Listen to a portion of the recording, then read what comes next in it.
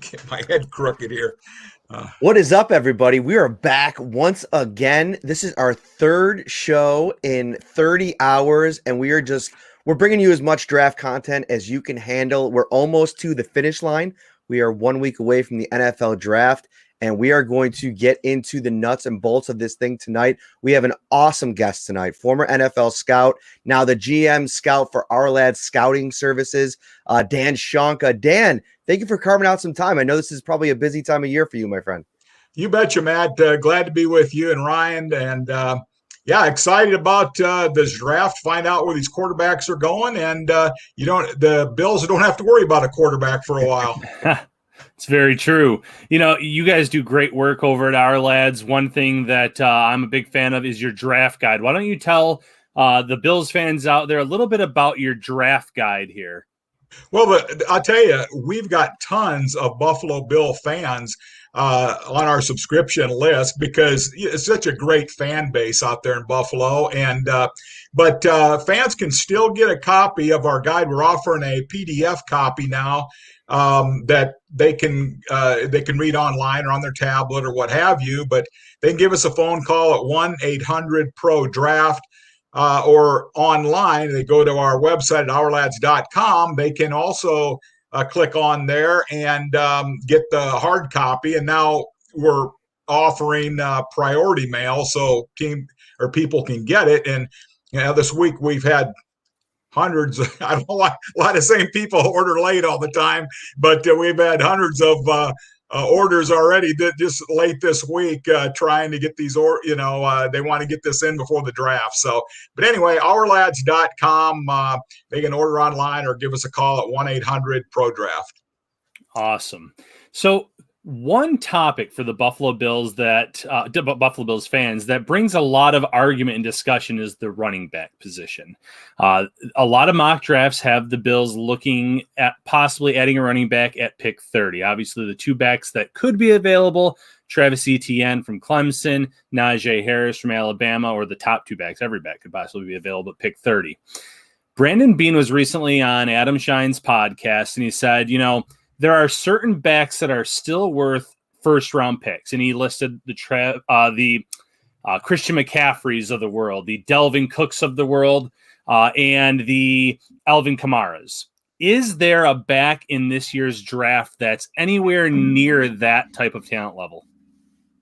Well, what Bean was talking about is somebody that is a full-service back that can catch, can run, and block, and I think there's two for sure, maybe three. I think that I don't know if Pittsburgh will pull the string on Najee Harris, but I think Harris is a guy that can do that. I mean, he's big, he's strong. They need a running back in the worst way to take the pressure off of Ben. But I think Travis Etienne is an explosive guy. He's not as big. I always like big over a little bit smaller, but he's a terrific talent too.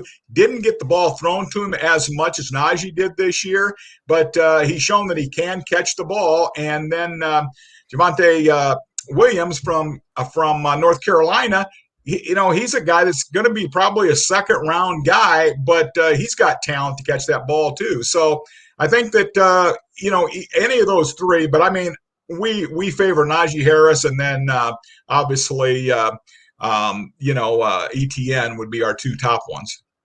In terms of going running back, I think that's really the hot button topic. I mean, there's people that no matter where their philosophy rests, fans, media on taking a running back in the first round, I think most fans would agree that landing a guy like Harris or ETN or Williams, I mean, you're not going to be upset about that. You're adding a top tier talent. But what's your thoughts on going running back, especially with where the Bills sit at 30, where maybe the board, might not be as strong as it would be maybe in the middle of the first round to kind of take a swing at what could possibly be the best player at his position? Yeah, no, I mean, there's different schools of thought. If the guy is a true weapon, I think you take him wherever you feel like wherever your board says he is, and it might be the bottom third. A lot of times it's the bottom third of the first round, the top one or two backs. there's exceptions to every rule, but I think that theoretically you can get what you want in the second or third round. I mean, we see because teams, unless they're going to really feature the guy, most teams have a 3-round rotation, where they're rotating those backs. And so you only need, somebody your first, second down, you get your third down back. I think the 3 that I mentioned to you are all first full service guys. And, but I think that, how they'll fit in your offense. But even so, even if you get those, I mean, it's just a part of the puzzle. You'll usually have 3 running backs because in the NFL, if you're not banged up getting in the league, you're going to get banged up during the season. Yeah, that's the truth. Another position that the Bills have been linked to is the edge rusher position.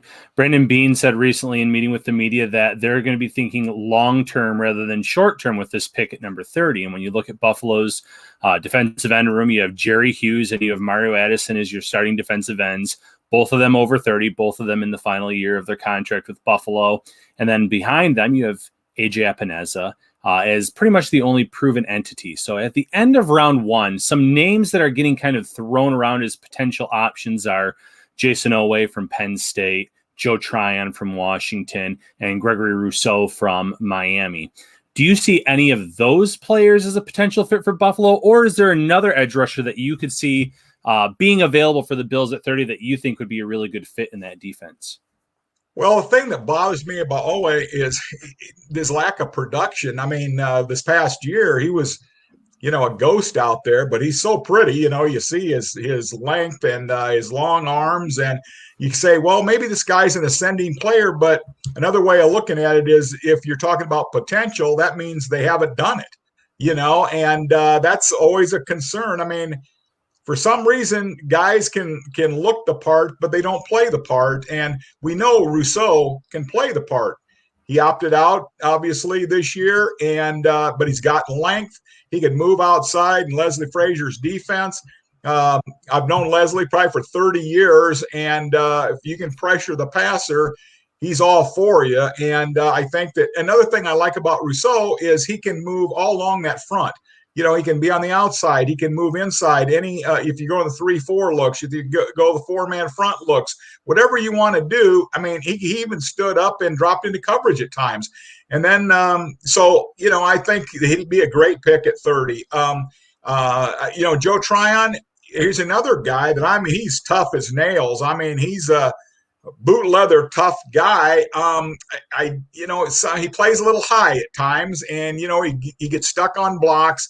But he brings that Buffalo mentality of toughness to your defense, and I think he certainly, when they come down to the 30th pick in the draft, and they've got 5 or 6 guys on the board, say, well, who's our guy? I mean, he's going to be in one of those 5 guys we're going to talk about. So whether it go running back or the defensive end position, the pressure players, but he's going to be there because, he's a man now. I mean, he's a tough nut. And, he might find some fans and go down to the local pub and eat wings and drink beers with them. He's that blue collar guy, he just is. So I think the fans will love him too. So, but Rousseau is probably the best right now of exploding off the edge, getting up the field, being disruptive, and all that. You mentioned knowing Leslie Frazier for a long time, and I'm curious your opinion on where things might have went wrong on the defensive line last year. And this defense has been the strong suit for the Bills for the last couple of years, and we saw last year with Star Latule opting out. Them asking a couple, smaller guys inside to play nose tackle, the edge rushers, not really, outside of Jerry Hughes, getting a lot of pressure. Who is a kind of guy? You talked about a couple of them, but I feel like there's this certain fit, guys that they're kind of looking for. But what kind of players could they add to maybe jumpstart that unit? I'll tell you, Christian Barrymore, to me, would fit that inside, because the thing that he does better than maybe anybody in this draft as a defensive lineman is pressure from the inside. He pushes that pocket. He's explosive. He gets up in the gaps. He's that real physical guy inside. He really he just started rolling about mid-season and, of course, in the playoffs and everything. But, boy, I mean, he's a dominant player. He got the long arms. He got the big hands. He's strong. He's physical. And at 30, again, I think that if he's there, now we got him going a little higher than that. But, hey, with all these quarterbacks and receivers and Pitts and all that and defensive backs, say 3 corners, may go.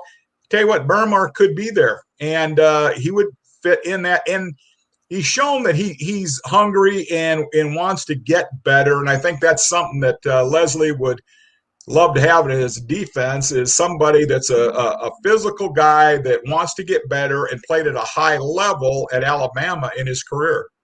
Just a quick follow-up to that about Christian. Buffalo won. They do love the rotation on their entire defensive line, interior and on the outside. This draft class, that they're saying that the defensive tackle position is one of the worst in years overall, top to bottom. So is there also something to be said that if the Bills are thinking about adding a defensive tackle, that Barrymore is the top of the list, and then there's a pretty big drop-off shortly thereafter? Yeah, Ryan, that's true. I mean, he's the guy. He's the pocket pusher in there. And like I said, he's just got a knack to get up the field, be disruptive, and pressure quarterbacks and make sacks. A lot of guys can't do that. And he, for some reason, as big as he is now, he has a knack to do that. In fact, at Alabama, they tried to get him to play the run first better, this year than he did in the past. He's always a good pass rusher, but hey, you're not always going to have to get up the field like that in the run game. You got to shut down these gaps. So he did a lot better job this year doing that. So, no, I think that he's the best one. Davion Nixon from Iowa is another inside pressure guy that may go, somewhere late second, maybe early third. He played on the outside, some down inside a little bit, but Barrymore is the guy, and it's exactly right. It's not a real thick group in the defensive interior. It's pretty thin and might be as bad as I've seen. Going to go to a quick fan question here. Go ahead, Ryan. Well, I was actually going to bring up the question and then actually something else. So go ahead and ask the question, and I'll come in. So Bill Werner over on our Facebook page wants to talk a little bit about Zavin Collins, and where is he just not a fit? He's not actually hearing a lot of stuff with Buffalo. And actually, as the process has gone along over the last couple of days, I've started to see more topic of conversation around Collins and the Bills. I'm wondering, from your perspective, where is his fit going to be in the NFL? Because I've read some people talk about maybe some potential to be an edge rusher. Is he going to be an off-ball linebacker? Where does he project in that role, and what kind of role would he fill for the Bills, who, some people are talking about maybe the Lorenzo Alexander role, but I'm not so sure that that's really in their plans now that they play so heavy nickel package. Right. That's a good point. And he may not have a spot because, despite his 4 interceptions, I don't think he's great in coverage, and he's not. When I look at a linebacker, I want to see somebody with instincts, and he doesn't have great instincts, Matt. He is a good. When he sees it now, he can stick his foot in the ground and go get it. He's fast. He'll back up that line of scrimmage and get downhill laterally and get downhill and make a tackle. Good on the perimeter, but even at Tulsa, they pulled him out sometimes on pass downs. And nowadays, if you're in the 4-2 a lot, you've got to have linebackers for cover and that can cover. And he's a big guy that if he's got to lock up on it, say man-to-man on a tight end, that's fine because he's big, he can run, things like that. But in regards just, having good football intelligence or awareness or instincts, I think he's a little bit behind some other guys, but he may end up going in some schemes. They can scheme him like New England does. They got a role for different guys, and he may fit a role for them, but may not fit in what Buffalo's trying to do. So another cool feature about this program, Dan, is the fan interaction, as you've seen. So another person from Facebook, Sean, just wanted to give a shout out. Ourlads draft guide, my go-to every year. So there you go. You're right. Some Bills fans loving the product. You mentioned instincts at the linebacker position. And I don't know how much of Tremaine Edmonds you've seen so far in terms of his time in Buffalo, but in your opinion, what have you seen from him early in his career? Still only 22 years old, but he's been in the league for a few years. And there's been some questions in terms of his instincts, in terms of, is he making the right reads right out of the gate in terms of what he's seeing on the field? Yeah, a lot of times the instincts is your feel, he's obviously well coached, because I know Leslie and his staff are outstanding coaches, and he knows what to do. But I think that was one thing that we talked about before he was drafted, because he was a young guy, and is those instincts. And again, he could see it and explode to it and get to it. And but in regards to feeling what's going on, although I think he's gotten better from what I've seen the last couple of years, your instincts, you're born with it. And if you can develop it to a certain point. But, he was always the great athlete. He could really run, stick his foot in the ground, do all that stuff, change directions, and fill downhill, laterally. So, I think he's gotten better. But, and this year will be important for him to take a big step forward. If you, going back to your scouting days and being in these draft meetings and talking things over behind the scenes, what would your approach be to this offseason and these conversations, dealing with all of these kind of things that you don't usually have to deal about? Guys opting out, having these huge gaps in the tape, and going back to some guys as far as 2018. I was talking to somebody the other day. It's like injured one year, opted out the next year, and you have to go back 2 years to see the last time he played football. How much of a challenge would that be in the room? Yeah, no, the guy you're talking about is Walter Little, the tackle from Stanford. He got injured early, and then in 2018, and then he had to rehab that knee, come back. But anyway, no, I think a couple things. One, at these workouts that they had, to quote the combine at their university, if they looked sharp, which Onwad did, Micah Parsons did. Well, Onwad didn't opt out, but Parsons, he burned it up, was in great shape. Jamar Chase was in great shape so if the guys were working, you could tell if they said, well, I'm opting out for the draft. Well, you better be darn sure that you're in tip-top shape. And I think for the most part, most of these guys were. Okay, they came in and they looked like they had private trainers, and their agents got them all lined up with the best of everything to get ready to go. So I think the opt-out guys, and there were several. I mean, Penei Sewell was the same way. Rashawn Slater from Northwestern. Those guys, they look good at their workouts. They came in and they did the job. So I think that was a big point. But every team's going to look at this a little bit different when they opted out.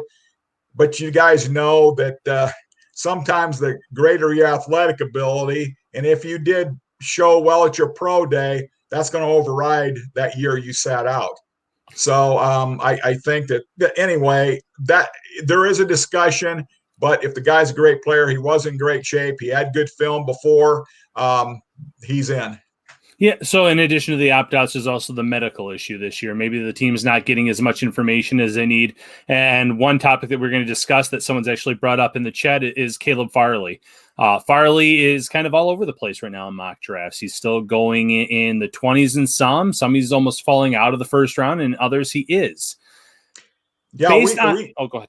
I'm sorry. No, I'm sorry. We knocked him out of the first round, but also, he's at the very top of the second. We gave him like an 8.99 grade, but because at that point when we printed the guide, we didn't hear back from the combine yet to see, hey, how. And now, even though some doctors will pass him, or maybe the combine, the physical there he passed. Every team is different. You got 32 teams. They all look at things different, and some people are death on backs. And that depends on your position. A lot of times, if you're an offensive lineman, they'll knock you down a few rounds because you just may not last as long. Defensive backs, as long as independent on the injury and these doctors talked to each other also and said, "Hey, what did you see? How is your organization looking at things?" And so, but everything we hear right now of Farley, he's going to be good to go. And I'll tell you, if he's at 30, Leslie Frazier is going to walk over to Sean McDermott and say, "Hey, that guy, he looked really pretty, in red, white, and blue, So I think that, but he's an outstanding football player. So, and I'll tell you, really early in this process, before he opted out for that first back surgery that he had, he was our top corner. And then now, of course, Sertan hopped up ahead of him, and J.C. Horn, and we like Samuel a whole lot too. But he was our top guy, and so he's very talented. And if he's healthy, and that's a big if, he's probably going to go in the middle of the first round now. But hey, he could slide real easy right to 30. The thing that's fun about potentially adding Farley, and I know a lot of Bills fans want to add on the defensive line and generate more pressure. And that's key, no doubt about it. But I think they do need more playmakers in that secondary. And the better your secondary becomes, I think you'll probably be surprised to see how that ends up making your defensive line look a little bit better and vice versa. And I think what doing that, Ryan, with getting a guy like Farley, or if it's Greg Newsome out of Northwestern, I'd like to know your thoughts on him as well. But I think doing that then frees you up to maybe push Taron Johnson in the slot. I know that they like Dane Jackson on the outside, but maybe you put him inside and during training camp in the preseason and say, all right, you two players fight it out, and we're going to put the best guy on the field. Or maybe we're going to put both of you on the field at times and try to match up in those games against Kansas City and that offense with all those weapons, with as much speed and pressure as you can find on the defensive side. Yeah, no, I tell you what, he's a guy that would fit right in, and he'll. I'll tell you, he's going to walk out. It'd look really nice to have him opposite White. I'll tell you. Yeah, no doubt about it. Now, one thing you mentioned early in the show is the Bills don't need a quarterback. They have Josh Allen. They found their franchise guy. I can remember back to the Ourlads in 2018. There was a comment in there about Allen being able to throw through a brick wall, and that's pretty accurate. I mean, he can throw through those wins in Buffalo with the greatest of ease. But one thing that Buffalo deserves credit for is how they built around him over the course of his career. Obviously, year one, they did not have the right kind of weapons for him. So Brandon Beane goes out and he adds a John Brown and a Cole Beasley. Then after that, there's some strides. He trades for Stevonn Diggs. Is what the Bills did with Josh Allen a blueprint for the Jacksonville Jaguars, who are taking Trevor Lawrence, the New York Jets, who are likely taking Zach Wilson, and so on and so forth down the list? Yeah, I think that Buffalo could be the prototype, because I was really happy because we had him as our fourth quarterback, I think, Josh, because he had so much to learn. And he obviously had I saw Josh live when they played the University of Iowa in Iowa City, and he was very impressive physically. I worried a little about his decision things, but what Buffalo did, and hey, every franchise can't do this. The Jets can't do it with Zach Wilson, because they don't have a head coach, I think, that required. He got an excellent offensive coordinator. He's got an excellent quarterback coach. He's got a student in Josh Allen that football's important to him, and he worked hard on his footwork, keeping his lower body tied with his upper body. He worked hard at that, and theoretically, that's what you'd say all these draftable quarterbacks should do, but they don't do it. And the organization, my hat's off to the Bill organization, from Sean McDermott to Beane to, everybody involved, that they helped develop Josh, but he had to buy in, and he did it. And he wanted to show people that they were wrong about him. And the big thing, you notice the biggest difference last year, of course, was with Stevonn Diggs. I mean, that difference in the yards that he threw for was the difference. At 1,500 yards or whatever was from Stevonn Diggs. Now, I think Beane was on the right path early, because John Brown was a burner, get that deep, you got that deep threat and things. But Stevonn Diggs was always a big-time NFL receiver. he had a few shaky things coming out of college, and everybody said, "Oh, it was a late pick at 5 or 4, wherever he ended up going." He was a first round talent.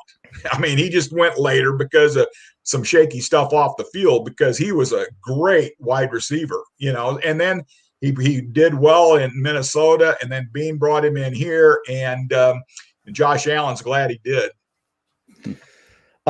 Cool question here. I'll let Ryan follow up too if you have anything else you want to add to it. But I thought this was a great idea. I mean, scouting stories from your years in the league. Was there ever a player that maybe you pounded the table for that a team ended up drafting? How did it go? Any of those types of stories that are fun for fans to learn about? I did. In fact, Leslie was probably in the draft room when actually, I didn't do too much pounding, but my top corner was Bobby Taylor. Mm-hmm. Okay. And out of Notre Dame. And he was a long guy. And some people said, Bobby wasn't a good tackler. He was a tall guy. I mean, he was 6'3". He had to bend it, but he'd get you down, but he could make so many. I mean, the only thing I could think of was when I was with the Eagles, we got to beat Michael Irvin. I mean, we got to do something to cover Michael Irvin. And the guy to do that was Bobby Taylor. Well, what happened is there was a bunch of corners in that draft, and they all were off the board, and now we're at the end of the first round. And Kansas City kept calling, and they wanted this receiver that we didn't want. I won't even mention his name, but we didn't want him, but they wanted him, and they're going to give us a second-round pick for him. So I go to Emmett Thomas, who's our defensive coordinator, and to Ray, and I said, Bobby's sitting there. We can get him. He's my top corner. And Emmett was with me when we were at the workout in Notre Dame, and Emmett says, I really don't like him, Dan. He's, and then they said, well, hey, let's talk to Mr. Lurie. And so Mr. Lurie, Ray said, hey, Mr. Lurie, let's go ahead and trade the receiver, and we can get the 51st pick. It's either 50 or 51st pick in the draft. And then we can grab Bobby Taylor. And, Mr. Lurie said, hey, fine, let's do it. And we got it. But, I mean, I was always hounding them about Taylor, and I didn't understand what they didn't see, because Bobby was such a great athlete. And, yeah, he wasn't like a giraffe when he came up on run support, because I saw him stunt at Notre Dame against Florida State and didn't play. He made great plays. But anyway, I'm taking responsibility for getting Bobby an all-pro corner there at Philadelphia. And but most of my hammering was for the late round free agent guys. And I signed, 25 free agents that made the Eagles teams in the 7 years I was there. And but they didn't give me too much gut about those guys. We brought them in, they made the team, and so forth and so on. But anyway, Bobby Taylor was one that kind of jumps to my forefront, I guess. That's awesome. We do have some fan questions, if you don't mind answering a few questions from those eye of the moment on YouTube. Do you like the value grade of the interior offensive linemen who might be there in the second and third rounds? It seems like a deep group. I do. It is a deep group. You're exactly right. It's I tell you, you can go all the way probably down at the top of 5 and get a good swing type tackle that could develop. And like we talked about earlier, Little from Stanford, he hadn't played in 2 years, but I mean, here's a guy at 6'7". He's about 310 pounds. He's a good athlete. He's very smart. He's going to go a little bit late. He opted out this past year. But there's just one example, and there is a lot of guys that Sorrell from Stanford is another one, 6'7", about 320. He's going to go probably in that middle. I mean, there's such a long group, but yes, there's a lot of depth there, and inside too. You can get some guards too, but tackles are going to be available too that you could kick inside. Absolutely. Now, you already mentioned Owe, lack of production, but you could almost insert another edge in this question. Would the Bills be reaching for an edge at 30 instead of a cornerback like Campbell or Farley if they were on the board? Yes. I think that, Farley. And I mean, now Owe may end up, being all-time, all-world, all-infinity, but, I know one thing, you want him off the bus first. because he looks so pretty. Okay, but Farley, I would take Farley. And now Campbell, I tell you what, his guy that played opposite corner, him at Georgia, Stokes. We've got guys that work with our secondary that have coached in the league and have scouted and things, and they like Stokes better than Campbell. I know Campbell's getting a lot of play, but Stokes is faster. They're about the same size, and who's the better I tackler? think both those guys would probably be second-round guys. Who's the better tackler? Because I agree. I'm seeing polarizing would be the word that I'd use for Tyson Campbell. Some people have him as a first-round pick. Some people have him as a fourth-round pick. Yeah, right. I right now Stokes is the better tackler of the two, but and that's an eye of the beholder. Because I like a guy that will come down, wrap you up things. Other people say, hey, you get him down. That's all you got to do. So I like the wrap up guys. And Newsome, we were talking about earlier from Northwestern briefly there that, he's a real sticky cover guy. I mean, he's all over you. He can run. He's smart. I think Leslie would like him a whole bunch. But he's not a killer as a tackler either. So, and we've been talking about corners here, and this is kind of a loaded question because it matters about scheme and everything else. What corner would you take out of this draft? Now, the Bills obviously run a lot of zone. So if you were a defensive coordinator and you were in a zone defense, what would be your top cornerback in this draft class? Well, I tell you, I think all those guys at the top could. I mean, I think Surtain, he can play zone, but I mean, obviously those guys are play a lot of man and things, and but he can. J.C. Horn is a really good man-to-man guy.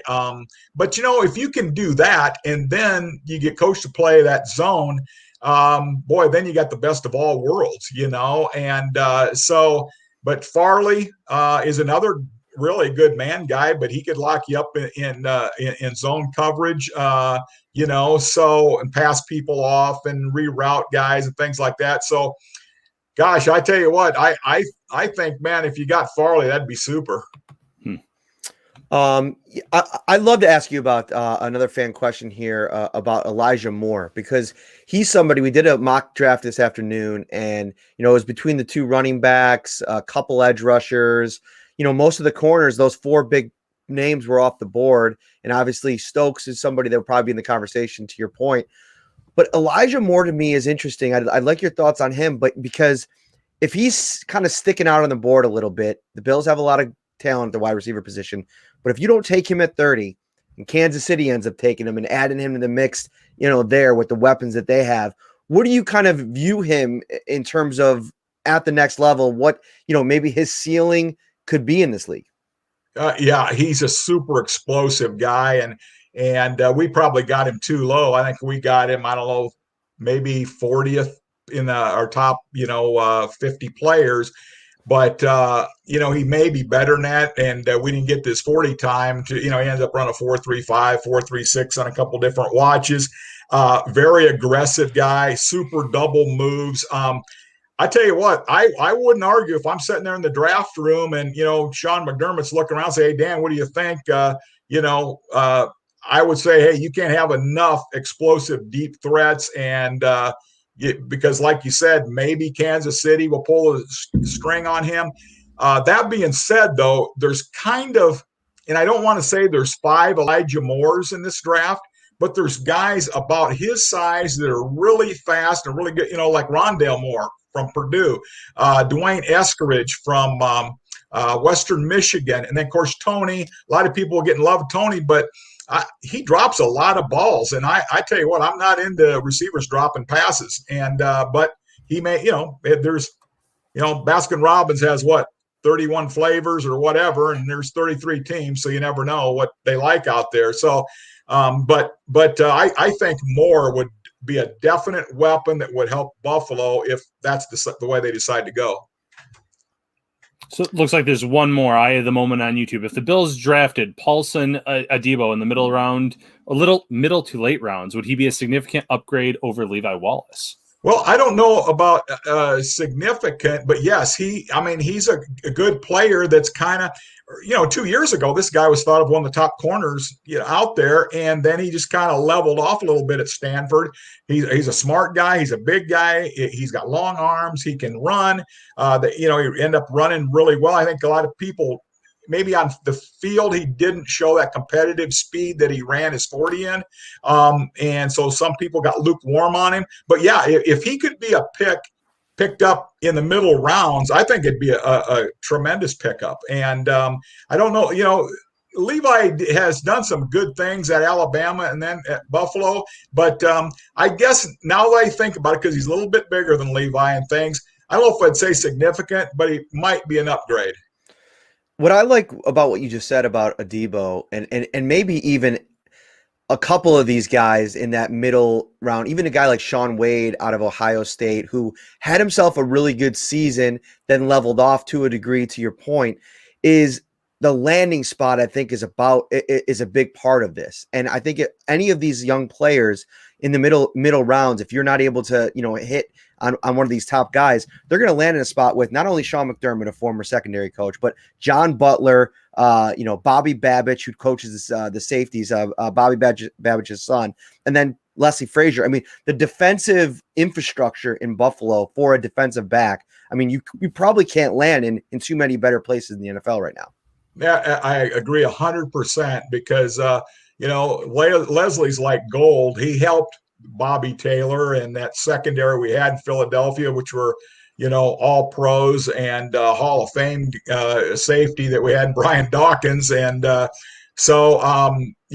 think that you're exactly right. You get somebody there in the middle rounds, they couldn't have landed in a better spot. One more fan question for you. Bill Warner, who are your favorite tight end erasers in this draft? It seems like we're going to need them. And it makes sense. The Bills struggled against tight ends a little bit last year, obviously, in the championship game against Travis Kelce.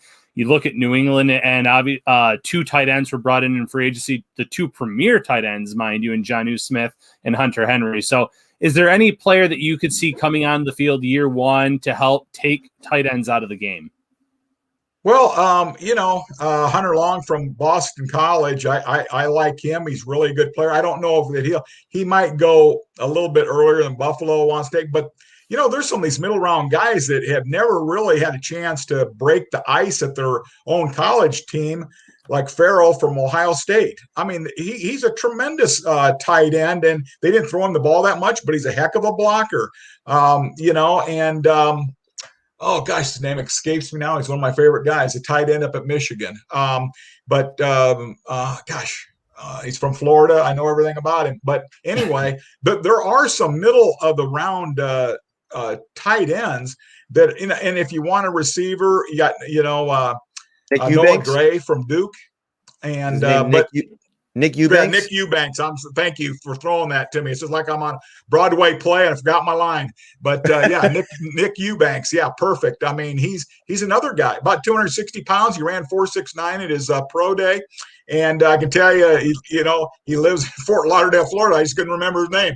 But anyway, he's another one, in that middle round area that would help Buffalo. This has been educational 40 minutes, and we're so grateful to you, Dan, for spending some time with us tonight. One last shout out to Ourlads. I use them all year long because they're always on the ball with the depth charts. And obviously, teams stop doing their depth charts, and, ESPN sometimes takes a little bit longer. So I want to give that shout out to Ourlads. Always has that updated depth chart as we move through the season.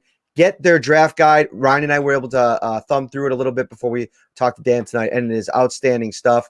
Thank you so much. Enjoy, the draft, and after the draft, as you kind of recharge again for next year. I will, guys. Great being with you and the great Buffalo fans. Big fan of your coaching staff and your fans. Thanks a lot, guys. All right, Dan Shonka. For Ryan Talbot, I am Matt Parrino. We will see you again next week. Have a great weekend, everyone.